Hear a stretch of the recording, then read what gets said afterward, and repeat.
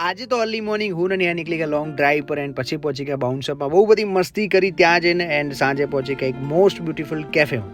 હે guys welcome back to my mini vlog. તો early morning ready થઈ ગયો છું અને ફટાફટ સીડી ઉતરી એક્ટિવાનો સેલ મારીને સનરાઈઝ જોતા હું નીકળી જાઉં છું નેહાને પિક કરવા માટે. ઠીક હે. ફાઇનલી નેહાને પિક કરીને રસ્તામાં નાસ્તો કરીને અમે લોકો પહોંચી ગયા બાઉન્સરમાં. અહીંયા બહુ જ બધી ગેમ છે. અહીંયા નાના મોટા બધા જ ગેમમાં ખોવાયેલા હતા અમે લોકો. બી બહુ બધી મસ્તી કરી, બહુ બધું ફન કર્યું. બહુ ટાઈમ પછી જોડે આવ્યા હતા તો બહુ મજા આવી. ફાઇનલી પછી લઈ લીધું એક્ઝિટ. અચ્છા.